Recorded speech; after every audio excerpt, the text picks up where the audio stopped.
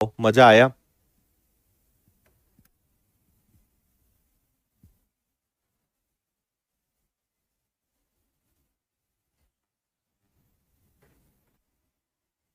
ठीक है। पूरा खेल कहां से शुरू हुआ था कि अगर 25 पैसे के चार सिक्के हों तो ये 3 गुना 12, टोटल 22 होना चाहिए था। 12 4 16, 22 में से 16 गया 6, है ना। 1 रुपए के 12 सिक्के 12 रुपए, 25 पैसे के चार सिक्के यानी 1 रुपए, 50 पैसे के 6 सिक्के यानी 3 रुपए। इनका टोटल 16, इनका टोटल 22, मतलब सब सही है। सब में 10 का गुणा कर दो, आंसर आ जाएगा। 50 पैसे के कितने सिक्के? 60। ठीक है। अब यहां पे आपने चार क्यों माना? क्योंकि देखो, 25 पैसे के अगर एक सिक्का होता तो 25 पैसा होता, 25 पैसे के अगर दो सिक्के होते तो 50 पैसे होते, है ना। 25 पैसे के अगर तीन सिक्के होते तो 75 पैसे होते, और 25 पैसे के चार सिक्के होते तो 1 रुपए होता। तो इसलिए मैंने चार पहले माना, क्योंकि चार सिक्के होने पे हमारे पास बिना दशमलव वाली संख्या आ रही है ना। तो चार इसलिए माना। अगर चार से आंसर नहीं आता तो फिर हम दो मान के देखते, आठ मान के देखते, लेकिन चार से आ गया तो कोई दिक्कत ही नहीं है, क्योंकि उसके अलावा कोई भी संख्या लेंगे तो दशमलव में आएगा। और यहां 16 रुपए को देख के लग नहीं रहा है कि कोई भी दशमलव में आना चाहिए, इसलिए। ठीक है, चलो आगे बढ़ेंगे। टाइप नंबर 4 एकदम आसान वाला टाइप है, पढ़ें आप इसको। जिसको अभी भी समझ नहीं आया, वीडियो को आप एक बार फिर से इतना इस क्वेश्चन को वीडियो के माध्यम से रिपीट करके देख लेना।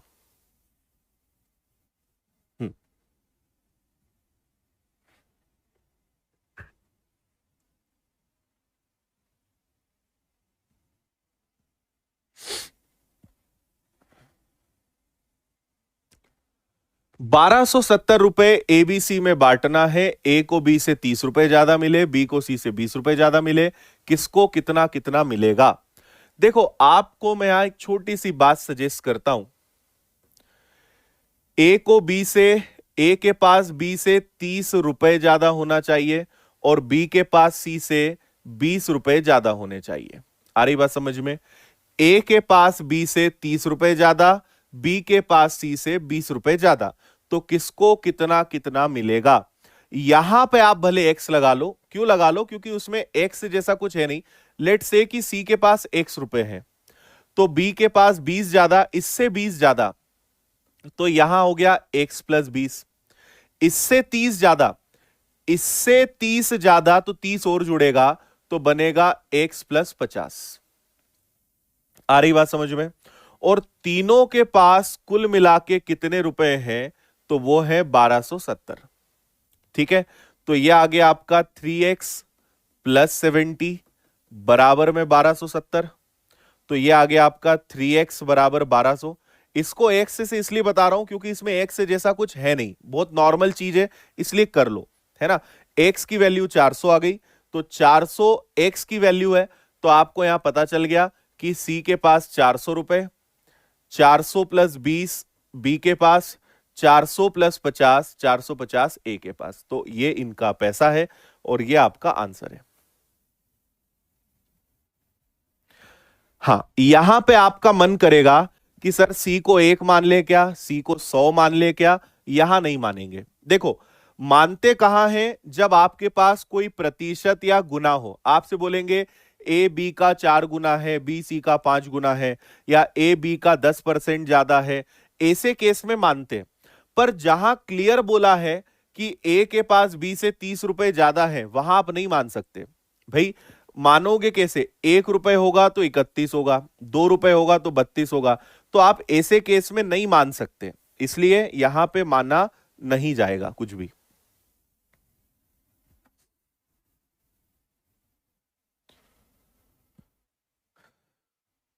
ठीक है, चलो आगे बढ़े। इसको देखिए, ये हो गया ना। चलो अगला देखो आप, पढ़ो।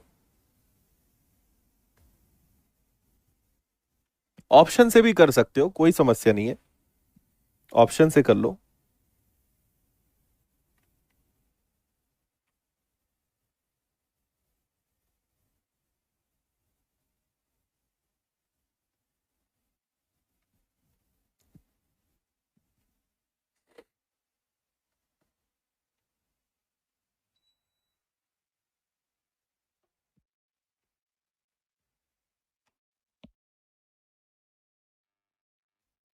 हाँ, जो जिस पे डिपेंड होगा वहां से शुरू करेंगे। कभी कभी सी को एक्स मानना पड़ेगा, कभी बी को मानना पड़ेगा, वो डिपेंड करेगा। देखो, 12,560 एबीसी में ऐसे बांटना है कि अगर उनसे 25 रुपए, 35 रुपए, 50 रुपए कम कर दें तो अनुपात इतना होगा। मतलब देखो, 12,560 रुपए है ना। अगर ए से 25 रुपए ले लोगे, बी से 35 रुपए ले लोगे और सी से 50 रुपए ले लोगे, तब उनका अनुपात बनेगा 7, 10 और 13। बात समझ रहे हो क्या? अगर ए से 25 रुपए ले लोगे, बी से 35 रुपए ले लोगे और सी से 50 रुपए ले लोगे, मतलब उतना उनका हिस्सा कम कर दोगे, तब जो पैसा बचेगा उसका अनुपात यह है। कई बच्चे क्या गलती करते हैं कि वो सोचते हैं 12,560 है और 7 और 10 17 और 13 30, 30 का भाग दे दो। गलत। क्यों? क्योंकि इसमें से एबीसी का पैसा हटाएंगे, उसके बाद जो पैसा बचेगा उसमें यह बटेगा, तो यह गलत हो जाएगा। तो देखो, ए से 25 रुपए ले रहे हो, बी से 35 रुपए ले रहे हो, सी से 50 रुपए ले रहे हो, 5 3 8 2 10, ये हो रहा है टोटल 110, है ना। तो आप इसमें सबसे पहले 110 रुपए कम करो। 0 5 4 1 2। अगर ए बी सी से इतना पैसा कम कर देंगे तो इतना बचेगा, और ये जो बचेगा वो इस अनुपात में बटेगा। अब आप इस प्रश्न को कर सकते हो, है ना। तो देखिए, 12,450 को बांट लो, 13 7 20 और 10 30। एक बराबर कितना? 0 से 0 गया, 3 इंटू 4 12, 3 एकम 3, 3 इंटू 5 15। एक की वैल्यू कितनी आ गई भैया? एक की वैल्यू 415 आ गई। अब आप 415 का गुणा एक बार 7 में करिए, एक बार 10 में करिए, एक बार 13 में करिए। समझ रहे हो? तो 7 का गुणा करोगे तो क्या आएगा? 7 इंटू 5 35 का 5, 7 और 3 10 का 0 कैरी 1, 28 और 1 29। चेक कर लेना यही आ रहा है क्या? इसमें करोगे तो 4,150, ठीक है। और इसमें करोगे, मैं आपको सबका करके बता रहा हूं, हालांकि पूछा सी का है, अपन कर सबका रहे। 13 पंजे 65 का 5 कैरी हो गया 6, 13 6 19 9 कैरी हो गया 1, 52 और 1 हो जाएगा आपका 53। ये आ गया, ये सबका पैसा आ गया। लेकिन ये कौन सा हिस्सा है? अगर आप ये पैसा ले लोगे उसके बाद ये बचेगा, है ना। आपने ए से 25 रुपए लिए हैं तो ए को 25 रुपए वापस करो। आपने बी से 35 रुपए लिए हैं तो बी को 35 रुपए वापस करो। आपने सी से 50 रुपए लिए हैं, उसको 50 रुपए वापस करो। तब जाके आपको वो हिस्सा मिलेगा जो उनके पास शुरुआत में था। ठीक है, बात समझ रहे हो? तो आपसे क्योंकि सी का बोला है, तो 5,395 में 50 जोड़ दो, 5,445 यही आएगा क्या? है ना, 5,445 ये सी का आ जाएगा। मैंने आपको सबका करके बता दिया। वैसे आया समझ में? देखो, सीधी सी बात है, पहले उन्होंने आपने उनसे 110 रुपए ले लिए, उन्होंने कहा ठीक है सर ले लो बाद में दे देना, तो 110 ले लिए तो इतना बचा, इसको आपने इस अनुपात में बांटा, फिर ये आ गया हिस्सा। मतलब अब उनके पास कितना कितना पैसा है तो ये है, और आपने जितना उनसे लिया था वो वापस भी तो करो, तब आपको पता चलेगा कि शुरुआत में कितना था। अब समझे? ठीक है, ये सी का है।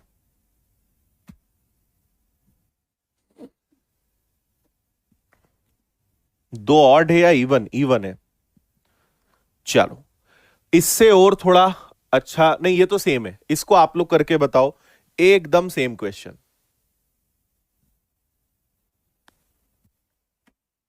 बता दो जल्दी से।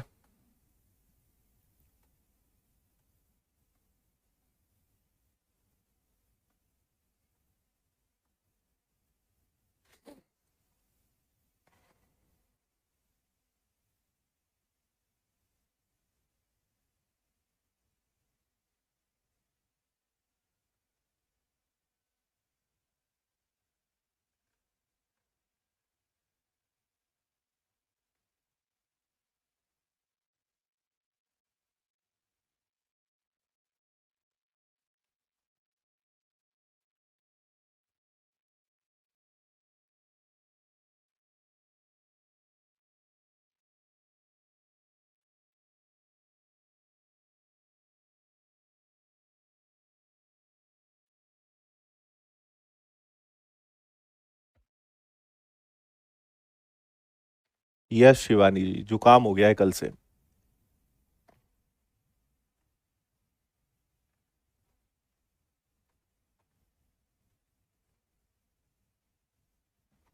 बढ़िया। देखो, हमारे पास 1105 रुपए थे। अनीता, बिंदु और चंपा, 2 3 4, 2 3 4, 45। 45 रुपए पहले इनसे ले लो, तो इसमें से 45 माइनस कर दो, तो कितना बचेगा? 1060 बचेगा क्या, है ना? अब जो पैसा बचा इसमें बांट लो 11, 18 और 24 के रेशो में, है ना? इसमें बांट लो, तो 8 4 12 और 1 13 का 3, 2 3 4 और 1 5, 53। इसको आप किससे भाग देंगे? 53 से, 53 से। तो एक की वैल्यू मिलेगी आपको 20, है ना? एक की वैल्यू कितनी मिल रही है? 20। ये आ गया। आपसे बुलाए, पूछा है चंपा, चंपा मतलब सी, तो आप पहले चंपा का निकालना है, तो उसके पास 24 हिस्से हैं और एक की वैल्यू 20 है, यानी 480 रुपए। लेकिन 480 रुपए में से आपने 15 रुपए ले लिए थे, मतलब 15 रुपए लेने के बाद ये बचा 15 और उसको दे दो, तो उसके पास शुरुआत में कितना पैसा था? 495। सी आंसर है, एकदम आसान। ठीक है, चलो बहुत बढ़िया। समझ में आ गया क्या सभी को?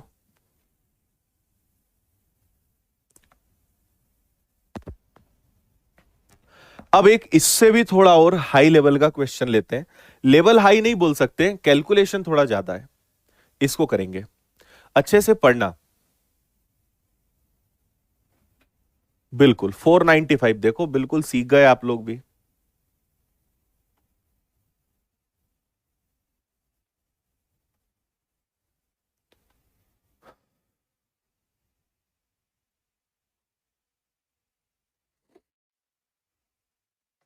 हम्म।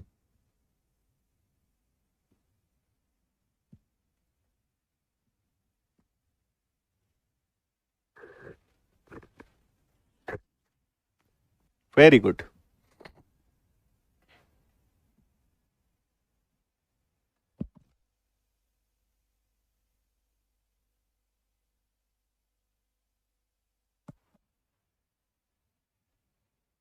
चलो, 8,625 रुपए हमें बांटना है। पहले तो जैसा हम कर रहे थे, देखो इस बार क्या है, जितना अभी तक किया उतना करो, उनके बाद शुरुआत में कितना पैसा था वो पता लगाओ, उसमें इतना और जोड़ना है, बस इतना सा एक नया काम है। पहले तो सब वही करेंगे जो हम कर रहे थे, तो देखना 8,625 रुपए, इसमें से 22, 35 और 48 निकल जाएगा। 4 2 6, देखो 48 और 22 जोड़ के 4 2 6 7 और 35 105, इनको माइनस करेंगे तो 105 इसमें से चला जाएगा, तो ये बचेगा 0, ये बचेगा 2, ये बचेगा 85, है ना?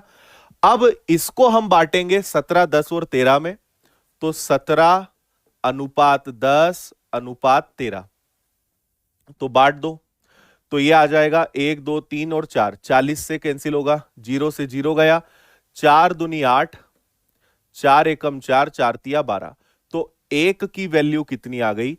एक की वैल्यू 213 आ गई। ठीक है, अब इस 213 में देखना, इस 213 में हम सबका गुणा करेंगे, एक बार 17 का, एक बार 10 का, एक बार 13 का, है ना? तो क्या आ जाएगा? 17 तिया 51 का, एक हासिल का 5, 17 और 5 22 का 2, 34 और 2 36, ये आ जाएगा 2130, और ये आ जाएगा 39 का 9, हासिल का 3, 13 3 16 6 1, 26 और 1 27, ये आ गया 2769। अब समझना, ये वो पैसा है जो आपने उनसे लिया था, उसके बाद बचा था। तो पहले तो आप उनका पैसा वापस करिए, इसको 22 रुपए दीजिए, इसको 35 रुपए वापस करिए, और इसको 48 वापस करिए। इतना देने के बाद वो पैसा आएगा जो इनके पास शुरुआत में था, उसमें, और अब वो बोल रहे हैं कि उसमें 57 और दे दो, ठीक है, 35 और दे दो, और 83 और दे दो। तो अब इनका जो बचे बनेगा उसका अनुपात बताओ। तो देखो इसको जोड़ते हैं, 7 2 9 10 0, 3600, और ये हो रहा है आपका कितना? 5 2 7, ये हो रहा है आपका 3700, 3700। 70 और ये हो रहा है आपका 2200, ठीक है। और ये आपका हो जाएगा 8 4 12 2900, ये आ गया। अब एक बात देखो, दो दो जीरो चले जाएंगे तो 37 22 29, 37 22 29, सी आंसर है। सी इसका करेक्ट आंसर होगा। बस ये एक नया काम उन्होंने दे दिया, बाकी सब कुछ वही था। Very good.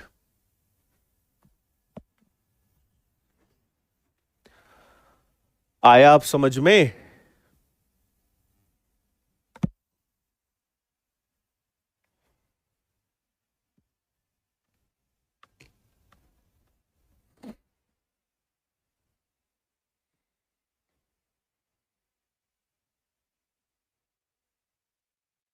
ठीक है जी, डन है। चलिए आगे बढ़ते हैं, कुछ छोटे मोटे नन्हे मुन्ने सवाल करते हैं। इसको देखिए। हम्म। हलवा बन गया, अब दिल गार्डन गार्डन हो गया। ठीक है, 3 नंबर्स हैं जिनका रेशो है 3 4 एंड 5, है ना। सबसे बड़ी सबसे छोटी संख्या का योग।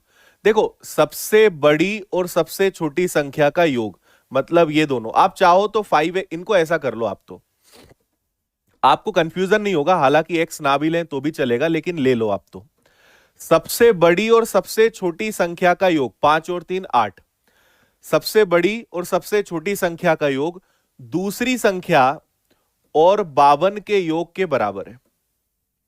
सबसे बड़ी सबसे छोटी संख्या का योग दूसरी संख्या और 52 के योग के बराबर है। तो 8 में से 4 गया और इधर आ गया 52। तो x की वैल्यू कितनी आ गई? x की वैल्यू 13 आ गई। ठीक है, सबसे छोटी संख्या बताइए। 13 का 3 में गुणा करिए, 3x है तो 3 और 13, सबसे छोटी संख्या 39। ए आंसर इसका।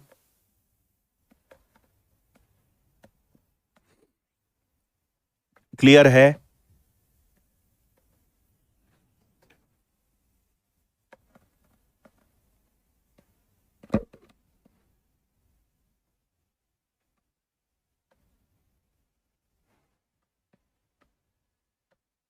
ओके।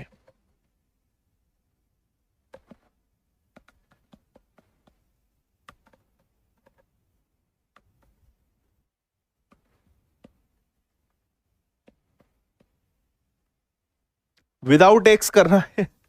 अरे विदाउट एक्स करोगे तो 5 और 3 ये हो गया 8 यूनिट, ये हो गया 4 और 52। तो अल्टीमेटली 8 यूनिट ये है, 4 यूनिट ये है, प्लस 52 के बराबर है। तो इन दोनों का जो डिफरेंस है वो 52 के बराबर है। बात वही पड़ेगी, इसलिए मैं आपको जो बता रहा हूं ना उसको मान लिया करो।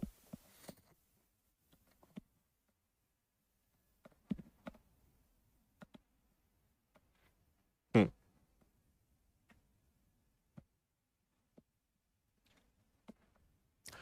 दो संख्याओं का योग 40 है, दो संख्याओं का योग 40 है और उनका अंतर 4 है। यह आपको हल करना आता है क्या? ठीक है, y से y कट जाएगा तो यह आ जाएगा 2x, 40 और 4 हो जाएगा 44, x की वैल्यू आ जाएगी 22। अगर x 22 है, आप रख दो 22 की जगह, कहीं भी x की वैल्यू रख दो।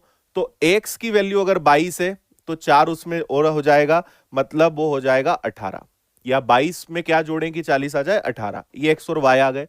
दोनों का अनुपात बताइए। एक संख्या 22 है, एक संख्या 18 है, तो इनका अनुपात बनेगा 11:9।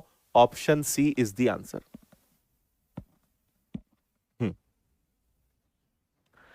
सी इसका बिल्कुल सही आंसर हो जाएगा, कोई दम नहीं था सवाल में। ओके, ठीक है। विलोपन विधि। देखो, कभी भी ऐसे क्वेश्चन आए ना, वर्गों का योग, घनों का योग, जब भी ऐसे आए तो एक्स लेने में फायदा है। एक्स नहीं लोगे तो गलती हो जाएगी।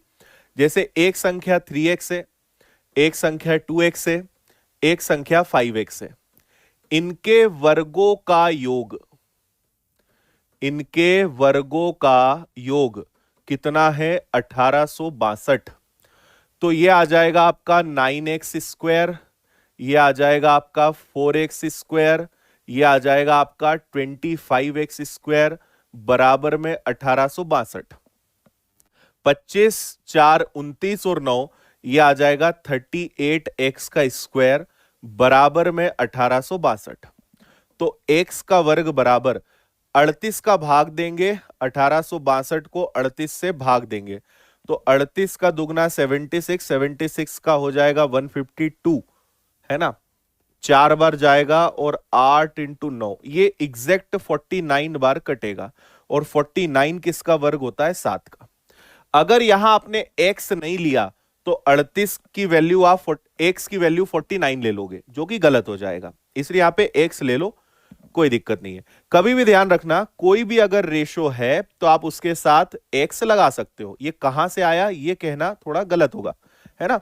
जो कोई बोल रहा है ना ये कहां से आ गया, तो ये सवाल आपने स्कूल में तो पूछा ही नहीं कभी।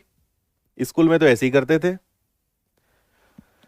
ठीक है, x की वैल्यू 7 है, तो आपसे बोला है सबसे छोटी संख्या बताइए। सबसे छोटी संख्या है 2x, तो 2 गुणा 7, सबसे छोटी संख्या है 14। 14 इज द आंसर।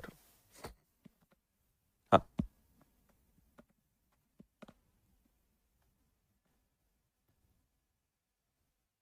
अच्छा, अभिनय दुबे, बहुत बहुत बधाई हो भाई, अभिनय सिलेक्शन की आपको भी। आप में से जो भी बच्चे सिलेक्ट हुए हैं ना, तो आप या तो मुझे मेरा जो पर्सनल नंबर है 8889995567 व्हाट्सएप कर देना, इस पे अपना रिजल्ट या बता देना कि सर मेरा हुआ है ना? तो मुझ तक आपकी पूरी खबर पहुंच जाएगी। हम कलेक्ट कर रहे हैं, विनर्स एक इतिहास रचेगा, कोई भी बच्चा उसमें छूटना नहीं चाहिए। तो जिसका भी सिलेक्शन हुआ है मुझे पर्सनली आप व्हाट्सएप कर देना मेरे इस वाले नंबर पर, है ना, 8889995567 पे, जिनका भी सिलेक्शन हुआ है। या आपके टच में ऐसे जो लोग हैं जो विनर्स के हैं, तो उनसे बोल देना कि इस नंबर पे मुझे व्हाट्सएप कर दें। ठीक है, चलो क्लियर है।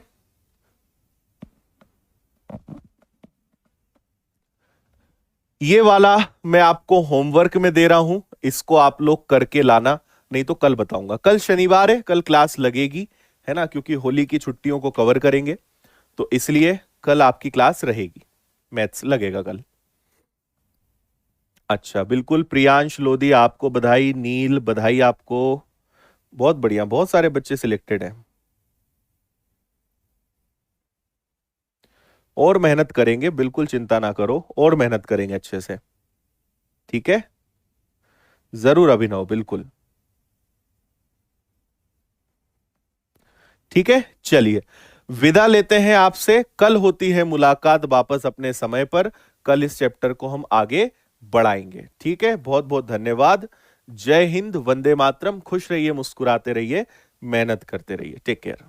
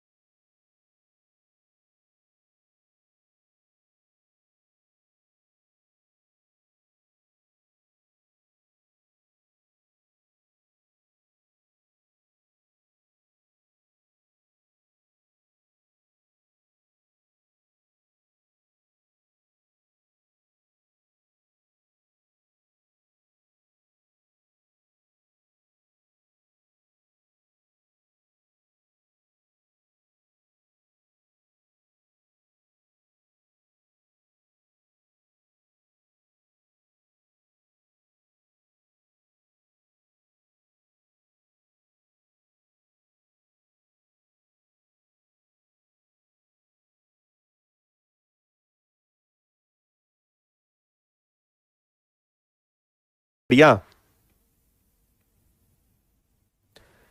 जय हिंद, राम राम, सत श्री अकाल, वंदे मातरम, राधे राधे। सब लोग बढ़िया हो? हाँ,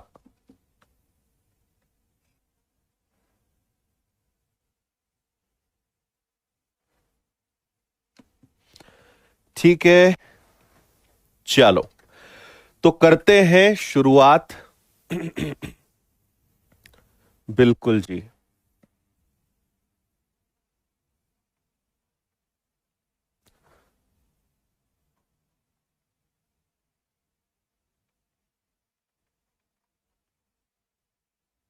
ठीक है, आइए लेट्स स्टार्ट। दो संख्याओं का अनुपात 4:5 है, उनका लघुत्तम समापवर्तक 180 है, दोनों संख्याएं ज्ञात करें। सुनिएगा मेरी बात बहुत ध्यान से, यहां पे हम कैसे करेंगे। हाँ, ठीक है, चलो बातें बंद और अब पढ़ना शुरू करो। दो नंबर्स हैं जिनका एलसीएम और उनका एलसीएम 180 और रेशो 4:5 है। तो देखो, दो नंबर्स ले लो आप। मैंने आपको एलसीएम एचसीएफ पढ़ाया था, तब आपको मैंने बताया था कि रेशो अगर 4 और 5 है तो आप एक नंबर को 4x ले लो, एक नंबर को 5x ले लो, और इनका एलसीएम कितना आएगा? 4 × 5 × x, जो अपने आप में किसके बराबर होगा? 180 के बराबर होगा। एक नंबर 4x, एक नंबर 5x, और उनका एलसीएम 180 है ना? तो यहां पे हम क्या करेंगे, एक को इनका जब एलसीएम लेंगे, ये सब मैंने आपको एलसीएम एचसीएफ में सिखाया है ना, 4 × 5 × x। तो ये बेसिकली 20x बराबर 180 है, और 20 से कैंसिल होगा तो x की वैल्यू कितनी आ जाएगी? x की वैल्यू 9 आ जाएगी, है ना? तो 9 का मल्टीप्लाई एक बार 4 में करेंगे, 9 का मल्टीप्लाई एक बार 5 में करेंगे, तो 9 × 4, 9 × 5, 36 और 45 इज द आंसर। बताओ, समझ में आया? ठीक है, हाँ बिल्कुल, फुल स्क्रीन में करो भाई, फुल स्क्रीन करके पढ़ो, ऑप्शन से भी हो जाएगा। बिल्कुल, चलो समझ गए ना, एकदम आसान था। अगला देखिए, इसका तो आप आंसर बिना ज्यादा कुछ करे पेन उठाए ही दे सकते हो।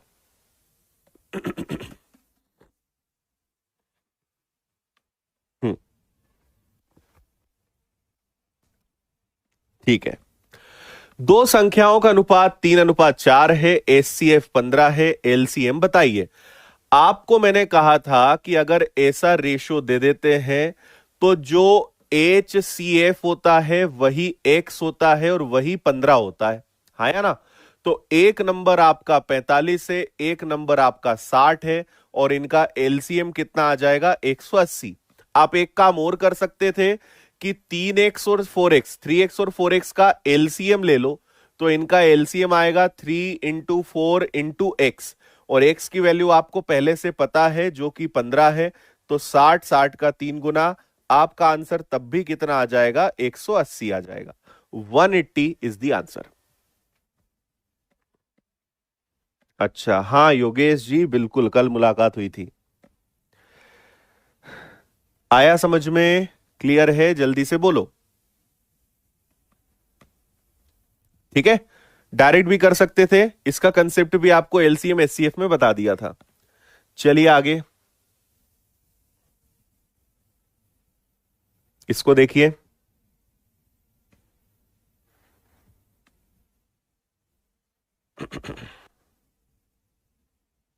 हम्म,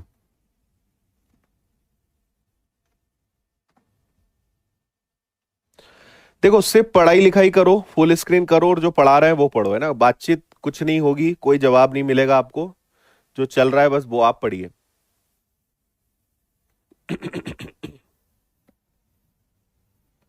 ठीक है, देखिए, दो संख्याओं का अनुपात 3:5 है, दोनों में से 9 घटाया जाए तो नया अनुपात ये बनता है, दोनों संख्याएं ज्ञात करें। ऐसे क्वेश्चंस करने के हमारे पास कई सारे तरीके होते हैं, मैं आपको सिर्फ दो तरीके बताऊंगा। एक होता है एक्स मेथड और एक होता है क्रॉस मेथड। ठीक है, मैं सजेस्ट करता हूं कि आप क्रॉस मेथड से करिए, इसकी आदत बनाइए, ये आपके लिए बहुत हेल्पफुल रहेगा और ये आपको कई जगह काम आएगा। लेकिन मैं आपको दोनों चीजें बताता हूं। एक नंबर है 3x, एक नंबर है 5x। आपको अनुपात दिया है, दो संख्याओं का अनुपात 3:5 है, तो हमने एक नंबर को 3x ले लिया, एक को 5x ले लिया। दोनों में से अगर 9 घटाया जाए तो नया अनुपात क्या बनता है? नया अनुपात बनता है 12:23। तो वो दोनों संख्याएं क्या है? ऑप्शन से भी जल्दी हो जाएगा, आसान क्वेश्चन है, कई सारे तरीकों से ये हो सकता है। ठीक है, इतनी बात समझ गए। एक नंबर है 3x, एक नंबर है 5x, दोनों में से 9 घटाया जाए तो उनका अनुपात क्या बनता है? उनका अनुपात 12:23 बनता है, 12:23 बनता है। इतनी बात आप समझ गए। अब इसको तो आपको करना आता ही होगा नॉर्मल क्रॉस मेथड से जैसे करते हैं, तो मैं आपको पूरा करके बताता हूं। 23 का 3 गुना करेंगे 69 हो जाएगा, 23 का 9 गुना करेंगे तो ये कितना हो जाएगा? 23 का 9 गुना मतलब 18 और 27, यानी ये हो जाएगा आपका 217 सॉरी 207। ठीक है, 207 हो जाएगा, 27 का 7, और ऐसे ही 12 का गुणा करोगे तो ये आ जाएगा आपका 60x, और 12 इंटू 9 आ जाएगा 108। अब यहां पे आप क्या करोगे? 60 इसमें से माइनस होगा तो 9x बचेगा, और ये उस तरफ जाएगा तो ये आपका कितना आ जाएगा? 99 आ जाएगा। तो x की वैल्यू कितनी आ जाएगी? 11। x की वैल्यू 11 आ जाएगी। 11 का 3 गुना करेंगे, एक नंबर 33 है, 11 का 5 गुना करेंगे, एक नंबर 55 है, और ये आपका आंसर है। ठीक है, अब जो मैं आपको तरीका सिखाने जा रहा हूं ये आप में से कई सारे लोगों के लिए नया हो सकता है, फर्स्ट टाइम हो सकता है ना। लेकिन जरा ध्यान से इस बात को समझना, क्योंकि ये बहुत जगह काम आएगा, बहुत जगह, और आपसे क्वेश्चंस बहुत आसानी से बन जाएंगे, ये ध्यान रखना। अच्छा, अभिषेक बोल रहे हैं सर एसएससी जीडी में भी क्वालिफाई हो गए हैं। बहुत बढ़िया अभिषेक, कल एसएससी जीडी का भी रिजल्ट आया है, बहुत सारे बच्चे सिलेक्ट हुए हैं, और आपको जानकर बात निकली है तो बता ही रहा हूं मैं बीच में, आपको जानकर बेहद खुशी होगी और बेहद ज्यादा गर्व होगा कि विनर्स से अभी जो एमपी पुलिस कांस्टेबल का रिजल्ट आया उसमें कल रात तक का डेटा बता रहा हूं मैं, 4,500 से ज्यादा बच्चे क्वालिफाई करें विनर्स के, मोर देन 4,500। और ये तो वो डेटा है जो लगातार बच्चे भेज रहे हैं। हमारी टीम परसों से लगातार काम कर रही है, बच्चों के डेटा पूरा जो सबके आ रहे हैं उनको पूरा काउंट करके पूरी एंट्रीज प्रॉपर कर रही है। 4,500 से ज्यादा सिलेक्शंस कल तक, टोटल नहीं, ये बहुत बड़ा फिगर आगे बनेगा। ठीक है, और अब एसएससी जीडी की बारी आ गई है। एसएससी जीडी में अब अच्छे खासे सिलेक्शंस बच्चे दे रहे हैं, और सबसे खास बात क्या है इन सब की कि इसमें से 95% जो बच्चे हैं वो ऑनलाइन पढ़ते थे, है ना। ऑनलाइन पढ़ाई करके उन्होंने सिलेक्शन लिया है, क्योंकि ऑफलाइन तो वैसे भी बंद था, है ना। कोविड में ऑफलाइन बंद थी, और जब क्लासेस हुई तब कोविड के कारण क्लासेस ज्यादा ओपन हुई नहीं थी। समझ रहे हो अब बात? तो अगर अच्छे से घर बैठे चुपचाप शांति से पढ़ोगे तो आप भी एसी लाइन लगा सकते हो, है ना। कोई फर्क नहीं पड़ता है कि आप कहां बैठे हो, क्या कर रहे हो। अगर आप विनर्स के साथ जुड़ गए हो, हमारे साथ आप हो, मेहनत करो बस हमारे साथ, आप भी लाइन लगाओगे, देख लेना, है ना। और अभी तो बहुत सारे बच्चों का रिजल्ट ही चेक नहीं हो रहा है, साइट नहीं खुल रही है। मतलब जहां तक मेरा अनुमान है कि 8,000 या 10,000 तक ये आंकड़ा जाएगा।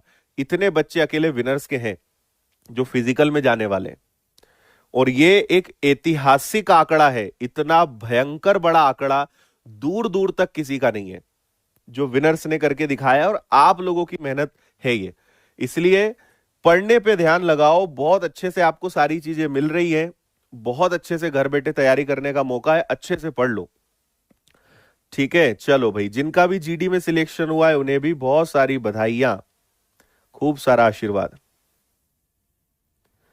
ठीक है, मुझे एक बात पता है कि आप में से कई लोग ऐसे होंगे जिन्होंने ताने सुने होंगे अपने दोस्तों के, घर वालों के, अपने आसपास वालों के, कह रहे ऑनलाइन पढ़ने से कुछ नहीं होता, है ना, ऑनलाइन पढ़ने वालों का सिलेक्शन नहीं होता। ये 4,500 से ज्यादा लोग, और इससे पहले कई लोग सिलेक्ट हुए हैं, ये बताएंगे कि ऑनलाइन पढ़ने वाले भी सिलेक्शन लेते हैं। तो आपको क्या करना है, अगर कोई ताना मार रहा है कि तुम तो इंदौर जाते तो अच्छा होता, ऑफलाइन पढ़ने से सिलेक्शन होता है, ऑनलाइन से कुछ नहीं होता, कोई दिक्कत नहीं है, सुन लो बस उन्हें, है ना। एक ही चीज ध्यान रखो कि समय जवाब देगा। समय आने दो, अपना टाइम आएगा, समय को आने दो, वो समय आएगा फिर बताना कि अब मिलो तुम, अब बताओ किसने सिलेक्शन लिया। तो मेरा यह मानना है ऑफलाइन ऑफलाइन की जगह है, ऑनलाइन ऑनलाइन की जगह है। मेहनत करने वाला हो तो ऑनलाइन ऑफलाइन से फर्क ही नहीं पड़ता। ये बात समझने में भी लोगों को और 2-4 साल लगेंगे। अभी ऑनलाइन मतलब, लोगों की नजर में मैं बता रहा हूं ऑनलाइन का मतलब क्या है। वो सोचते हैं ऑनलाइन मतलब कि बस ऐसे ही पढ़ा देते होंगे फॉर्मेलिटी के लिए। ऑनलाइन मतलब बस ऐसे ही है कि ठीक है यार अब नहीं जा सकते, चलो 1,000-500 रुपए खर्चा करके पढ़ लेते, कुछ तो समझ में आएगा, है ना। और हम सोचते हैं कि जब तक टीचर सामने नहीं होगा तब तक समझ नहीं आएगा, ये लोगों की सोच है। लेकिन 2-4 साल बाद आप देखना पूरा खेल बदलने वाला है, और ऑनलाइन का अपना एक अलग ही लेवल और एक अलग ही चीजें होंगी। और वो सिलेक्शंस जब होंगे, जब आप कुछ बन के दिखाओगे ना, तब लोग भरोसा करेंगे कि वाह यार तुम तो घर में ही दिन भर रहते थे। अभी वो बोलेंगे कि दिन भर घर में ही रहते हो, तुम क्या करते हो, क्या करोगे, बढ़िया कहीं जाओ, पैसा वैसा खर्चा करो, कुछ करो, ऐसे कुछ नहीं होगा, करियर बनेगा। लेकिन जब आप दिखना बंद हो जाओगे, आप घर में ही रहोगे, पढ़ाई करोगे, उनको क्या लगेगा कि ये अपना जीवन खराब कर रहा है। लेकिन जिस दिन रिजल्ट आएगा, जिस दिन आप कुछ बन जाओगे ना, पैरों में गिर पड़ेंगे, वो आपके आश्चर्य करेंगे कि यार ऑनलाइन पढ़ के कैसे सिलेक्शन ले लिया, ऑनलाइन पढ़ के कैसे गवर्नमेंट जॉब ले ली, है ना। तो आपको उन लोगों को गलत सिद्ध करना है। और ऑनलाइन ऑफलाइन में कोई फर्क नहीं होता है, बस जुनून होना चाहिए, मेहनत होनी चाहिए, यह ध्यान रखना। और ऑनलाइन कई गुना ज्यादा फायदेमंद है ऑफलाइन से, कई मायनों में बहुत फायदेमंद है। इसलिए ध्यान रखो, बहुत लोगों की उम्मीद आप पे टिकी हुई है, बहुत लोग गिराना भी चाहते हैं आपको, उन सबको गलत सिद्ध करके बताना है। तो मेरी नजर में ऑनलाइन ऑफलाइन का कोई फर्क नहीं है, मेहनत करो बस मजेदार, और दुनिया को कुछ बनकर दिखाओ।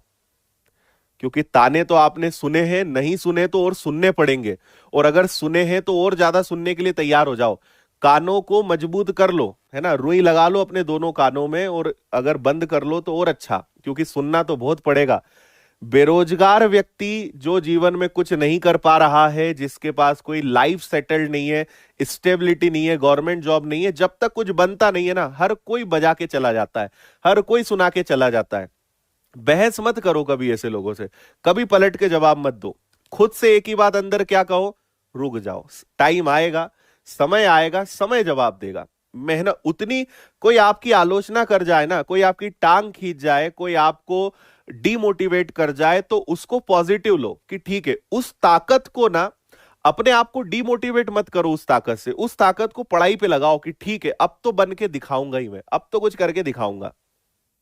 आ रही बात समझ में? उस ताकत को वहां लगाओ कि तुमने ऐसा बोल कैसे दिया, अब रुको, जवाब मत दो, उनसे बहस मत करो। मूर्ख व्यक्ति से बहस करने वाला सबसे बड़ा मूर्ख होता है ना। आप सोचते हो क्योंकि उन लोगों का लेवल और आपके लेवल में एक अंतर है, आप ऐसे लोगों से बहस करके आप क्या समझ रहे हो, वो मूर्ख है? नहीं, आप उससे बड़े मूर्ख हो। अगर मूर्ख व्यक्ति से कोई बहस करता है तो वो उससे बड़ा मूर्ख होता है। तो आप सोचिए कि आप मूर्ख हैं या समझदार है। समझदार लोग कभी बहस नहीं करते, और मूर्ख लोग कभी किसी बहस को छोड़ते नहीं। तो इसलिए अपना लेवल मेंटेन रखो, समय को समय दो, समय आएगा, सिद्ध करके दिखाएंगे, और लगे रहो बस मजेदार तरीके से। ठीक है। हम्म, ठीक, चलो अब आ जाओ जरा इधर, सुनो जरा। यहां पे क्रॉस मेथड क्या होती है। यहां रेशो है 3:5 का। कैसे लिखना है वो समझना, ये मेथड आप में से कई लोगों के लिए नया है। एक अनुपात लिख दिया, फिर दूसरा अनुपात लिख दिया, और इसके बाद फिर दोनों में से कितना घटाया, 9। सबसे पहले दोनों अनुपात लिखे जाते हैं।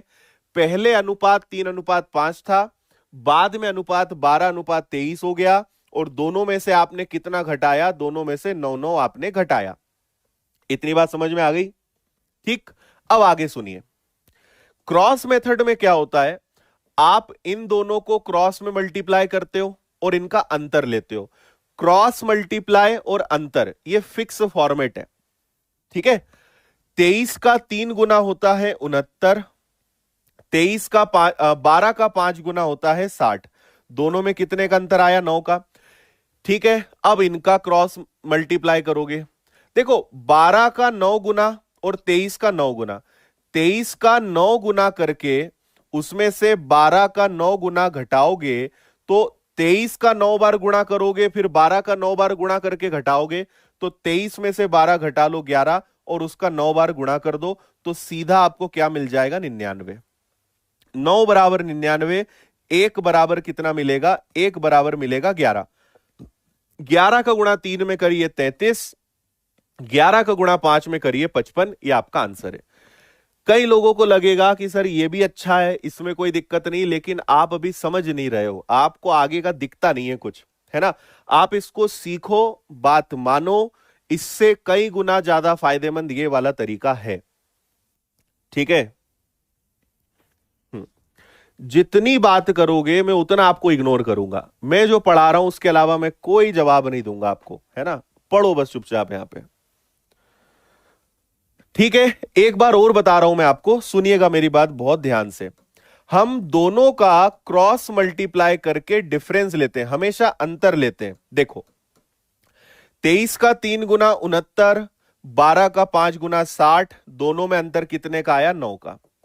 12 का 9 गुना, 23 का 9 गुना, इनको आपस में घटाओगे अंतर कितने का आएगा? 99 का। 1 बराबर 11, 1 बराबर 11, 11 का 3 गुना 33, 11 का 5 गुना 55। अब मैं आपको मजे की बात बताऊं, ये एक्स वाली ही मेथड है, लेकिन इससे थोड़ा कम कैलकुलेशन यहां हो जाता है एक्स वाली मेथड का ही शॉर्टकट, लेकिन ये इजी हो जाएगा, है ना। अब आपको मैं एक बात और बताता हूं, अधिकतर आप देखोगे कि यहां पे दोनों संख्याएं सेम आएंगी, तो आप अपने कैलकुलेशन को आसान कैसे कर सकते हो? अगर यहां दोनों तरफ सेम संख्याएं हैं, देखो 23 का 9 गुना करा था तो 207 आया था, 12 का 9 गुना किया था तो 108 आया था, और फिर घटाया था तो 99 आया था। मैं आपको 99 डायरेक्ट लाने का तरीका बताता हूं। देखो अगर यहां दोनों तरफ संख्याएं समान हैं तो 12 और 23 में अंतर है 11 का, और 9 से गुणा कर दो तो दोनों में अंतर कितने का आएगा? 99 का। 9 बराबर 99, 1 बराबर 11। ठीक है, अगर यहां संख्याएं सेम है, क्योंकि सोचो ना यार, आप 23 का 9 बार गुणा करोगे, फिर उसमें से 12 घटाओगे 9 बार, तो अल्टीमेटली 11 ही तो बचेगा। 11 9 बार बचेगा, डिफरेंस लेके मल्टीप्लाई कर दो। ठीक है, डन है। अब आगे सुनो, अभी और करवाऊंगा मैं प्रैक्टिस, है ना, अभी रुको जरा। ये क्रॉस मेथड खूब चलेगी, पीछा नहीं छोड़ेगी आपकी। एक ये भी आसान सा सवाल है, स्कोर कर लो।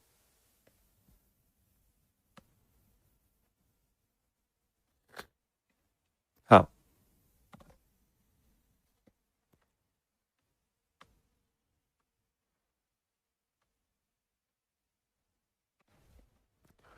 दो संख्याओं का अनुपात 7:11 है। ठीक है, 7:11 है। इनमें क्या जोड़ा जाए कि अनुपात 3:4 बन जाए? एक तरीका यह हो गया। दूसरा तरीका आप ऑप्शन से भी कर सकते हो, बहुत जल्दी ऑप्शन आंसर आ जाएगा। पहला तरीका, दूसरा तरीका, और तीसरा तरीका आपका क्रॉस मेथड, जो अभी मैंने आपको बताया। एक अनुपात है 7:11 का, एक अनुपात है 3:4 का। इस बार इन्होंने और कुछ नहीं दिया है, तो इसको इधर ले जाओ। 7 × 4 28, 11 × 3 33, 33 में से 28 गया, आपका आंसर कितना है? 5। 5 घटा दो, आंसर आ जाएगा। ये आसान था, इसको हम छोड़ेंगे। अभी क्रॉस मेथड आगे और समझेंगे, इसको जरा पढ़ो अच्छे से।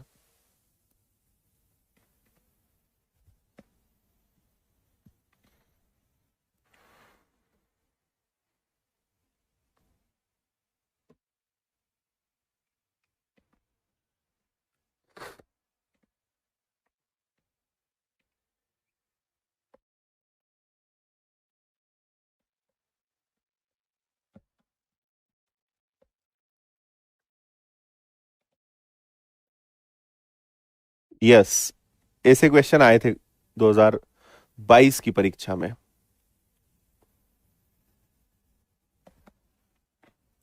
देखो इसको जरा समझना, क्या करेंगे। हमारे पास 65,000 रुपए हैं जो इस रेशो में बांटना है। थोड़ा सा इनको समझना, बेसिक आसान सवाल है, आपका बेसिक क्लियर करेंगे। 1/3, 1/4, 1/2। आपको मैं पहले दिन से बताते आया हूं, कभी भी रेशो अगर फ्रैक्शन में है, भिन्न में है, तो उसको एलसीएम लेके सही बनाया जाता है, तभी आप उसको हल करते हो। तो आप यहां क्या करोगे, 3, 4, 2 का एलसीएम लोगे, तो एलसीएम कितना आएगा, 12। आप 12 का मल्टीप्लाई सभी से कर दो, है ना। 3 से कैंसिल होगा 4 बार, 4 से कैंसिल होगा 3 बार, 2 से कैंसिल होगा 6 बार। तो आपका जो आंसर आएगा, जो सॉरी पैसा बटेगा, वो इस रेशो में बटेगा। एलसीएम लेके पहले रेशो को सही बनाओ, फिर आप आराम से पैसा बांटिए। 6, 4, 10 और 3 13, 13 से डिवाइड करेंगे, 13 पंजे 65, यानी 1 बराबर कितना आ जाएगा, 1 बराबर 5000 आ जाएगा। तो आपसे पूछा है सी को कितना मिलेगा, तो 5000 का गुणा 6 में कर दीजिए, हमारे सी वाले भैया को कितना मिल जाएगा, 30,000 मिल जाएगा। डन है। इसको देखिए,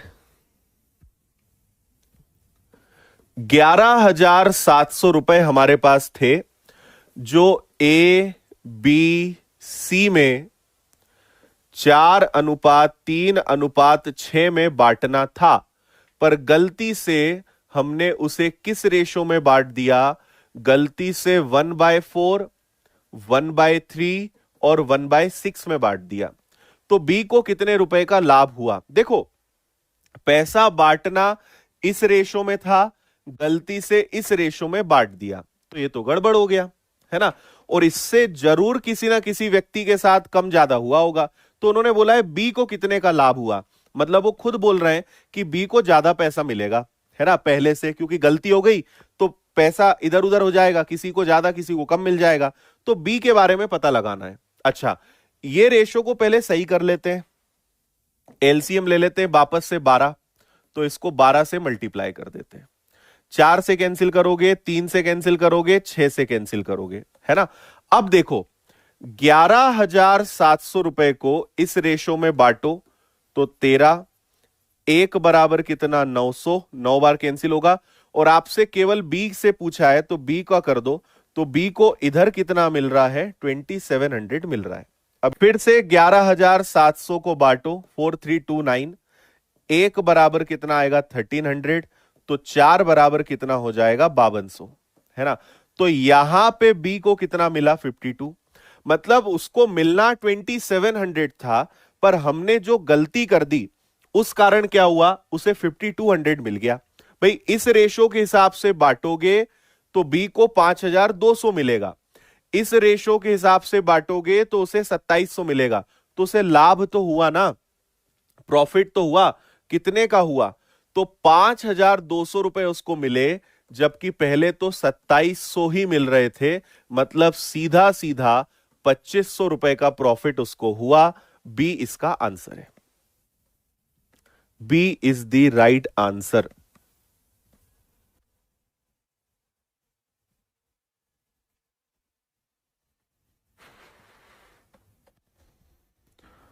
आई बात समझ में।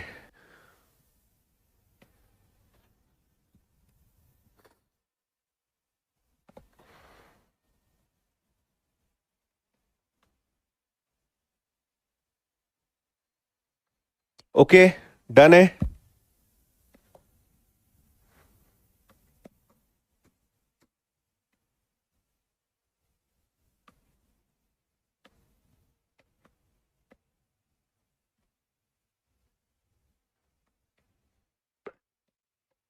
इसको ध्यान से पढ़िए, इसका बेसिक मैं पहले बता चुका हूं। 7,000 रुपए हमें बांटना है, ए को जितना पैसा देंगे उसका 2/3, बी को जितना पैसा देंगे उसका 3/4, सी को जितना पैसा देंगे उसका 1/3, सभी आपस में बराबर है। याद करिए क्लास नंबर 1, रेशो की क्लास नंबर 1, मैंने कहा था कि ये सभी एक कांस्टेंट वैल्यू के बराबर होते हैं, है ना। और जब भी के आता है तो आपका अनुपात पलट जाता है, 2/3, 3/2, 3/4, 4/3, 1/3, 3/1। ये क्यों पलटता है, ये भी आपको मैंने पहले बताया है कि इसको क्यों हम पलटते हैं, ठीक है। अब आगे सुनिए, एलसीएम ले लें, तो एलसीएम इस बार 2 3 को देखते हुए 6 से काम बन जाएगा। तो सब में 6 का गुणा कर दो। 2 से कैंसिल होगा 3 बार तो बचेगा 9, 3 से कैंसिल होगा 2 बार तो बचेगा 8, और ये हो जाएगा आपका कितना 18। ठीक है, अब मुझे बताइए कि टोटल कितना पैसा है। टोटल 7,000 रुपए है ना। 7,000 को बांट दो, 9 8 17 18 35, सबका टोटल 35। एक बराबर कितना आ गया, एक बराबर 200 आ गया। तो ए का हिस्सा बताइए। ए का हिस्सा यानी 9 से मल्टीप्लाई करो, तो ए वाले भैया को कितना मिलेगा, 1800 मिलेगा। सी आंसर है।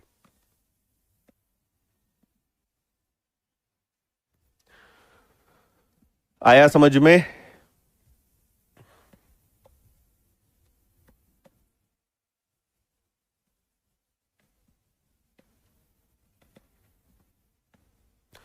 ठीक है, जब भी बराबर शब्द आता है कि ए का इतना, बी का इतना, सी का इतना, सब आपस में बराबर है, मतलब वो एक कांस्टेंट वैल्यू के बराबर है। और जब भी कांस्टेंट वैल्यू के वाली स्थिति बनेगी, संख्या पलटेगी।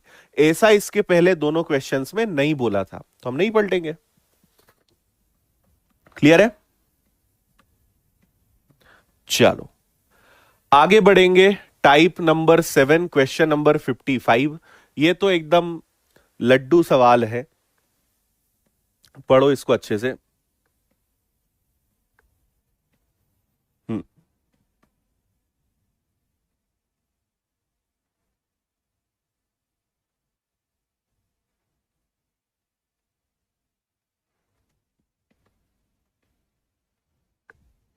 ठीक है, शुरुआत से क्लासेस अटेंड करिए, सब समझ में आएगा। बीच में से कभी मत पढ़ो, शुरुआत से कंटिन्यू करो, सब समझ में आएगा।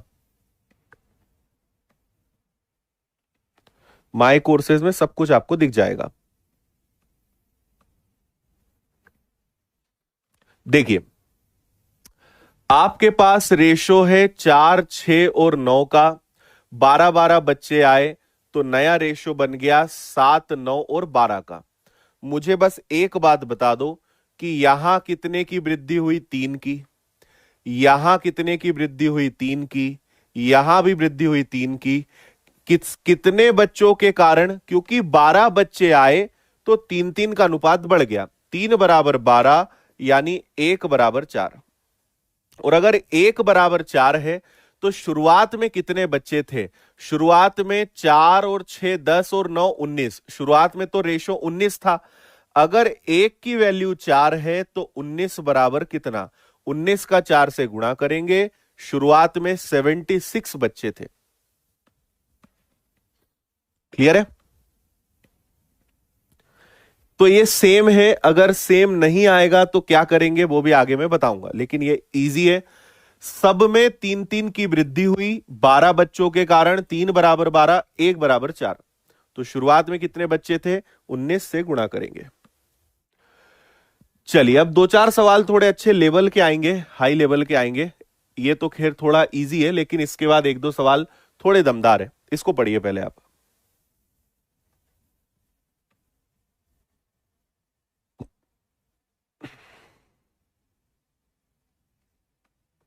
हाँ,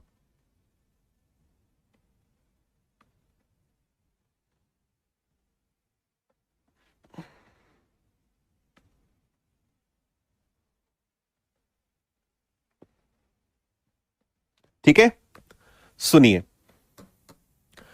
एक स्कूल में 1554 बच्चे हैं।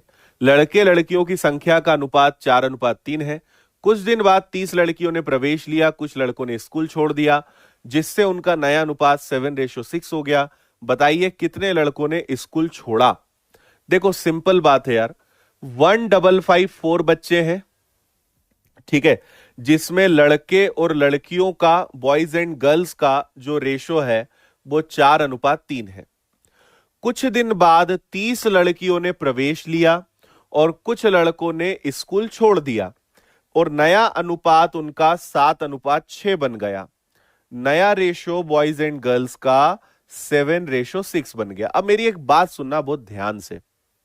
देखो, आप यहां पे पहले तो इसको 7 से डिवाइड करोगे तो 7 2 14, 7 2 7 2, तो आपको पता चल गया एक की वैल्यू 222, यानी यहां पे 888 लड़के हैं और 666 666 लड़कियां हैं। ये तो आराम से पता लगा सकते हो। क्लियर है? हाँ, 7 में डिवाइड करोगे 4 3 7, 1 बराबर 222, 222 का 4 में गुणा, 222 का 3 में गुणा, 888 लड़के, 666 लड़कियां। क्लियर है? अब क्या हुआ, 30 लड़कियों ने प्रवेश लिया, 30 लड़कियां आ गई। पहले इतनी लड़कियां थी, 30 लड़कियां आ गई, तो अब हमारे पास 696 लड़कियां हो गई, है ना। 666 में अगर 30 जुड़ेगा तो 696 ही तो आएगा। अब ये नया अनुपात है, नए अनुपात में लड़कियों का अनुपात 6 है, जबकि लड़कियों की नई संख्या 696। 696 में अगर 6 का भाग देंगे तो 1 का मान मिल जाएगा, तो 6 एकम 6, फिर 6 एकम 6 और 6 और 6 36। 6 बराबर 696, यानी 1 बराबर 116। 116 का 7 से गुणा करेंगे तो यह आ जाएगा आपका कितना, यह आ जाएगा आपका 812। अगर 1 बराबर 116 तो 7 बराबर कितना, 7 बराबर हो जाएगा 812। बोलो हाँ या ना। मतलब बाद में लड़के कितने बचे, 812। जो पहले कितने थे, पहले 888 लड़के थे, बाद में 812 बचे, यानी 76 लड़के जो हैं छोड़कर चले गए। ये आंसर है बी, 76।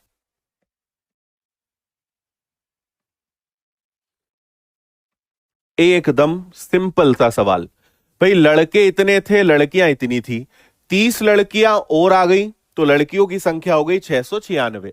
अब नए अनुपात में 6 की वैल्यू 696, 6 का भाग दिया, 1 बराबर 116। 116 का 7 से गुणा करा तो यह आ गया 812। 812 अभी हमारे पास है, जो पहले 888 था। 888 में से 812 गया, मतलब इतने लड़के छोड़कर चले गए। यह आपके क्वेश्चन का आंसर है।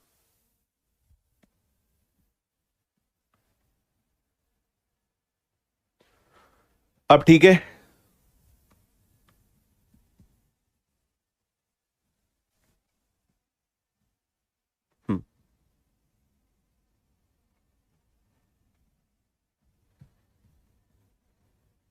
चलो इससे भी अब और एक अच्छे लेवल का सवाल आपको करा रहा हूं। इसको देखिए, 2 बार इसको पढ़ना, उसके बाद फुल स्क्रीन कर लेना।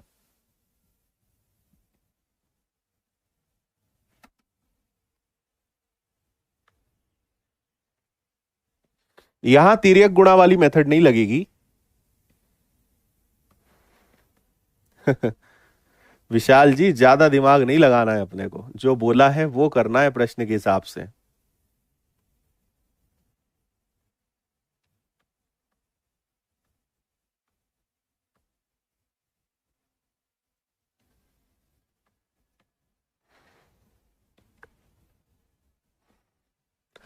देखिए, एक परीक्षा में चयनित और अचयनित बच्चे हैं। सुनिए, कुछ बच्चे चयनित हैं और कुछ बच्चे अचयनित हैं।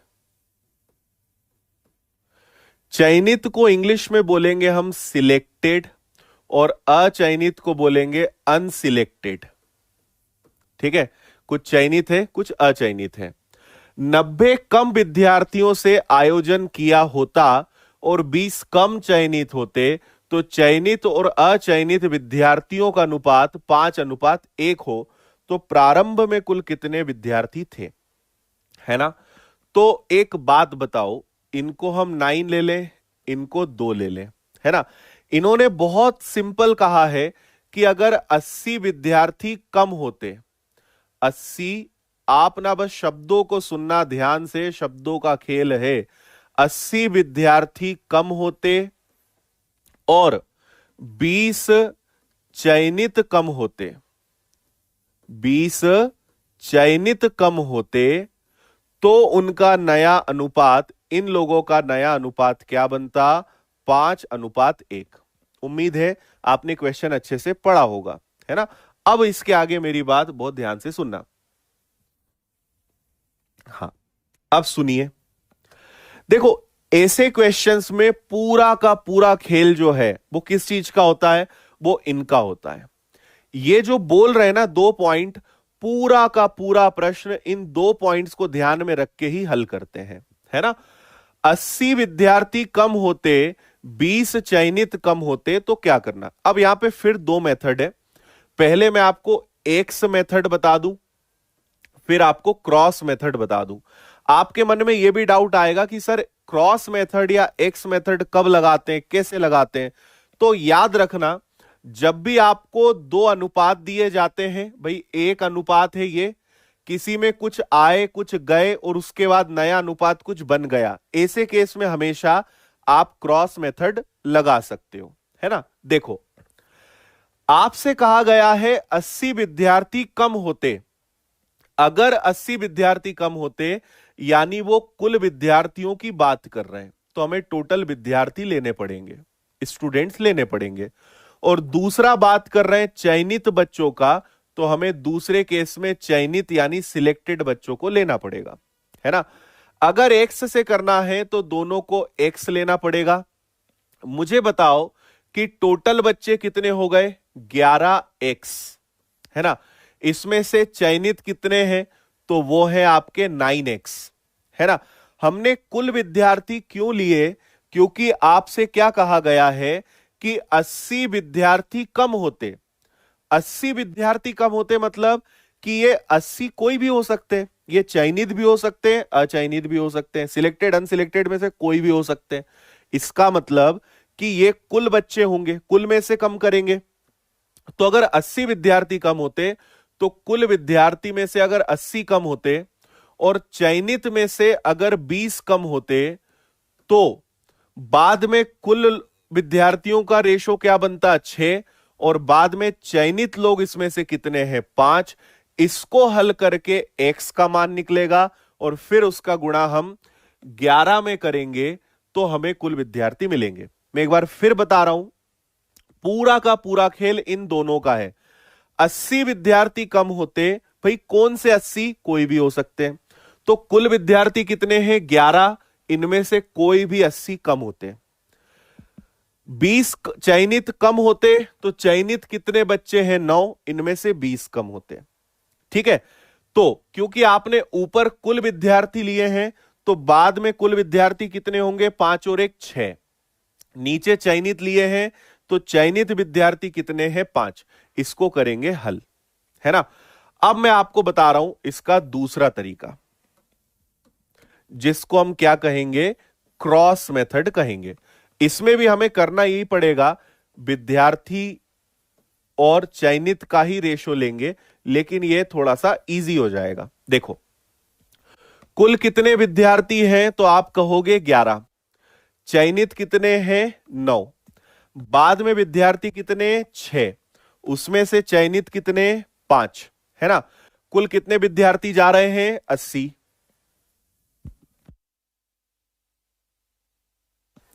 और चयनित कितने जा रहे हैं, 20। अब लगा दो क्रॉस मेथड। देखो 11 इंटू 5 55 और 6 इंटू 9 54।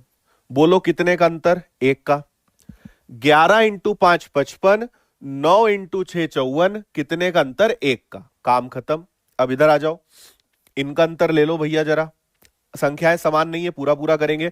80 का 5 गुना 400, 6 का 20 गुना 120, तो इनमें कितने का अंतर आ गया, 380, 280 का, है ना। 400 में से अगर 120 चले जाएंगे तो ये कितना आ जाएगा, 280 आ जाएगा। आ रही बात समझ में इतनी, ठीक है। अब हमें क्या करना है, 1 का मान मिल गया कि 1 का मान कितना है, 280। तो आपसे पूछा है प्रारंभ में कुल बच्चे, तो प्रारंभ में कुल बच्चे कितने थे, 11। 1 का मान 280, तो 280 में कर दीजिए 11 का गुणा, तो 0, 88 का 8, 22 और 8 30। तो शुरुआत में कुल कितने बच्चे थे भैया, 3080। सी आंसर है। थोड़ा लेवल का सवाल है, झटपटाना मत, है ना, थोड़ा ठंडे दिमाग से समझना बनेगा। आया समझ में। और मैं बार बार एक ही बात बोल रहा हूं कि ये जो दिया है बस इसका खेल है, क्योंकि कुल विद्यार्थी बोला है और चयनित बोला है, तो कुल विद्यार्थी थे 11, उसमें से चयनित थे 9। कुल विद्यार्थी बाद में हो गए 6, उसमें से चयनित है 5। कुल विद्यार्थी में से 80 कम हुए, कुल चयनित में से 20 कम हुए। अगर चिन्ह समान है तो चिन्ह का यहां पे कोई फायदा नहीं रहता।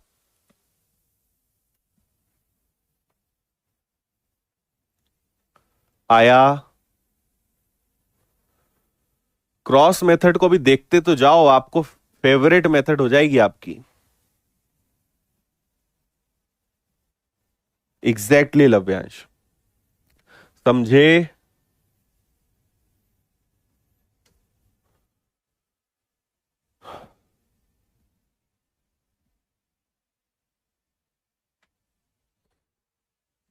ठीक है, एक्स में भी हमने वही करा है।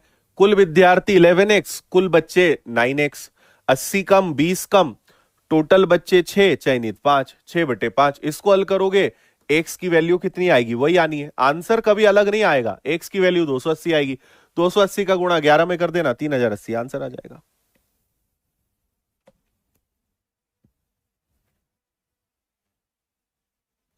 ठीक है, चलो एक और सवाल आपको बताते हैं। अच्छा, एक ही सवाल था क्या ये वाला? ये वाला एक ही सवाल है, चलो कोई दिक्कत नहीं है ना। आगे बढ़ते हैं, दूध पानी वाले कुछ सवाल आपको कराते हैं, इसको देखिए। और मैंने अपनी टीम को लगाया है, अभी जो रिसेंट में परीक्षाएं हुई है ना, उसमें जो रेशो के, मैं आपको चैप्टर वाइज भी क्वेश्चंस कराऊंगा, तो जो रेशो के अभी हाल ही में नए नए सवाल और आए हैं, मैं आपको वो भी कराऊंगा इस चैप्टर में, है ना। एकदम लेटेस्ट आपको कंटेंट में दूंगा, इसलिए समय मत देखना। चैप्टर्स में थोड़ा समय लगेगा, लेकिन मजा आ जाएगा आपको। जो मैथ्स का लेवल आपका हो जाएगा ना, कि एक एक क्वेश्चन चुन चुन के करके आओगे परीक्षा में। जिसको इतनी बार बताने के बाद भी अगर समझ नहीं आया है, तो आपको वीडियो रिपीट करके अब देखना पड़ेगा, है ना। मैंने 4 या 5 बार एकदम शुद्ध भाषा में समझाने का पूरा प्रयास किया है। आप वीडियो को एक बार देखिएगा, फिर भी समझना है तो कल बताना। हम्म,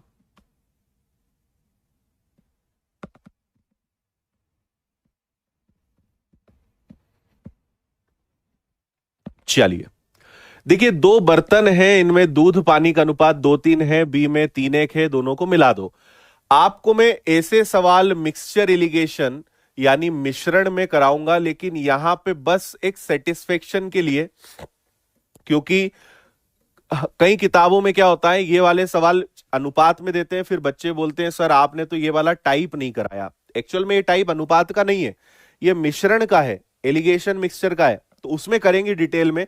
यहां मैं आपको इसके ज्यादा क्वेश्चन नहीं कराऊंगा, क्योंकि ये अपने आप में एक पूरा चैप्टर है, वहां हम इसको डिटेल में समझेंगे, लेकिन फिर भी यहां कुछ चीजें तो सीख ही लेंगे। एक बर्तन में 2:3 का अनुपात है, दूसरे बर्तन में 3:1 का अनुपात है। ठीक है, 2 अलग अलग बर्तन है, उसमें दूध पानी अलग अलग है, हमें इनको मिलाना है ना। कभी भी ध्यान रखना, अगर मिलाना है तो एक ही नियम होता है कि उनका योग बराबर होना चाहिए। एकदम थंब रूल है, गोल्डन रूल है, ध्यान रख लेना, उनका योग बराबर होना चाहिए। क्या बराबर होना चाहिए? योग बराबर होना चाहिए, यानी सम इक्वल होना चाहिए। यह बात अपने दिलो दिमाग में बैठा लेना, ठीक है। और योग कैसे बराबर करते हैं, यह आपको मैंने पहले दिन सिखाया था, है ना।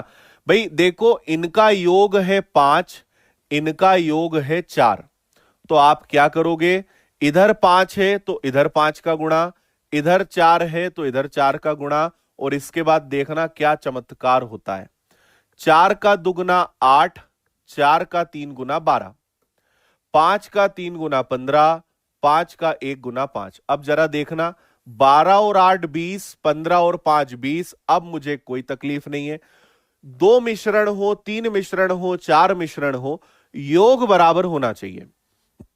योग बराबर करने के बाद आप उन्हें जोड़ दो, मुझे बिल्कुल भी बुरा नहीं लगेगा। अब दूध का दूध पानी का पानी कर दो, तो दोनों में दूध कितना है, 15 + 8, कुल दूध हो गया 23, 12 + 5, कुल पानी हो गया 17। तो दूध और पानी का अनुपात कितना आ गया, 23:17, 23:17, 23:17।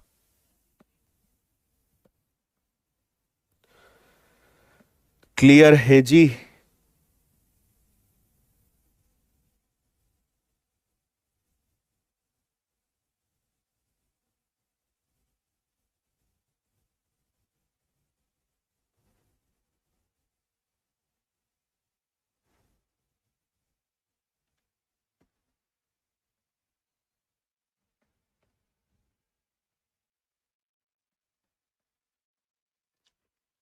Yes, sure Lavyansh. हाँ, डिफरेंस से नहीं होगा, डिफरेंस से नहीं होगा। योग बराबर करने के लिए उनके योग को क्रॉस मल्टीप्लाई करते हैं। क्लियर है? 5 है, 5 का गुणा इधर, 4 है, 4 का गुणा इधर, है ना? इससे आप सॉल्व करोगे।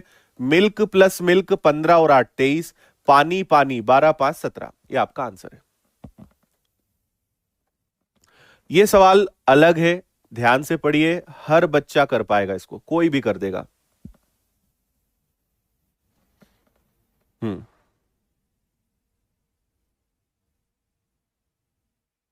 ओके।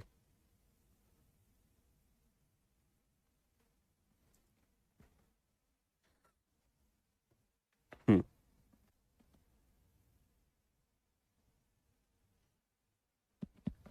देखो, 42 लीटर, 42 लीटर हमारे पास मिल्क और वाटर है, जिसका रेशो कितना है? 5:2 है।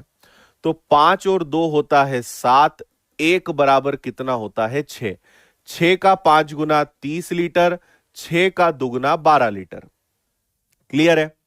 अब हमें दूध पता है, पानी पता है, 3 लीटर पानी और डाल दो, तो 3 लीटर पानी डाल देंगे तो दूध तो 30 ही रहेगा, पानी 15 हो जाएगा। तो इनका रेशो क्या बन जाएगा? इनका रेशो 2 और 1 बन जाएगा। बी आपका आंसर आ जाएगा। Option B is the answer. Clear है?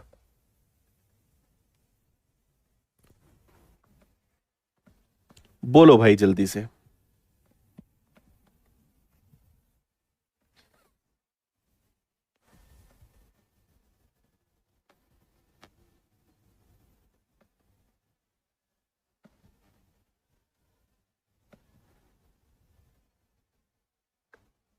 ठीक है,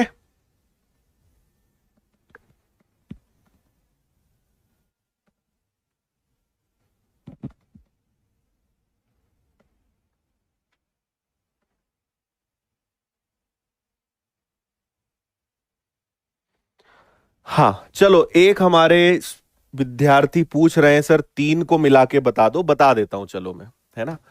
एक क्वेश्चन देख लो कि अगर 3 आ जाएं तो क्या करेंगे। इसको सब लोग ध्यान से सुनिएगा। जैसे आपसे कहें कि एक बर्तन में दूध पानी का, ये वैसे मिश्रण में सिखाऊंगा पर आप सीख लो अभी यहीं।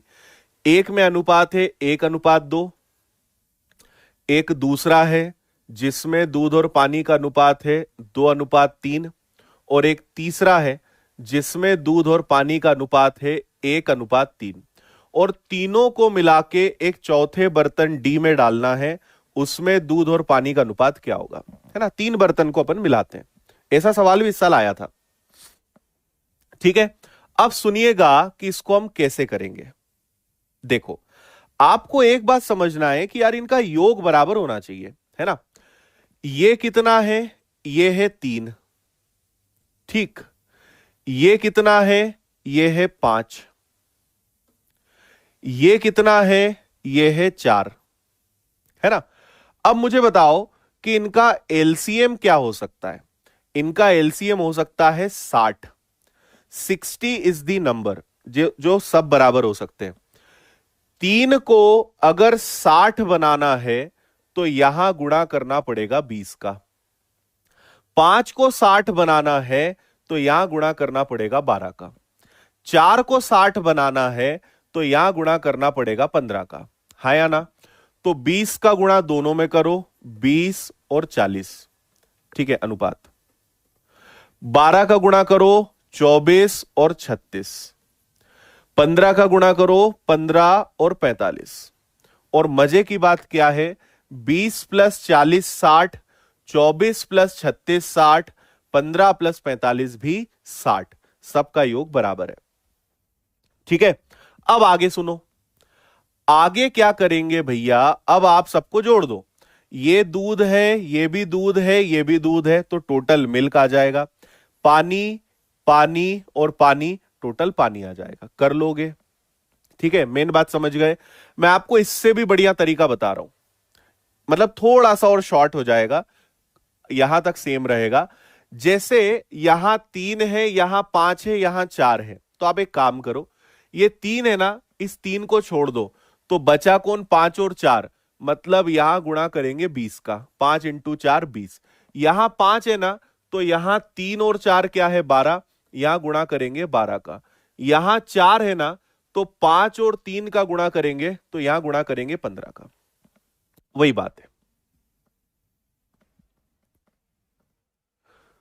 समझे? तो ऐसा भी कर सकते हैं और पुराना भी कर सकते हैं। चलो, ये वाला क्वेश्चन मैं आपको दे रहा हूं होमवर्क में, बन जाए तो ठीक, ना बने तो भी ठीक, मंडे हम इसको नेक्स्ट क्लास में सीखेंगे। ओके, उम्मीद है कि आपको मजा आ रहा होगा, आनंद की अनुभूति प्राप्त हो रही होगी और अच्छी पढ़ाई आपकी चल रही होगी, और आप दिन पे दिन अच्छे बच्चे भी बन रहे होंगे, अच्छे बच्चों की तरह पढ़ने लिखने वाले बच्चे भी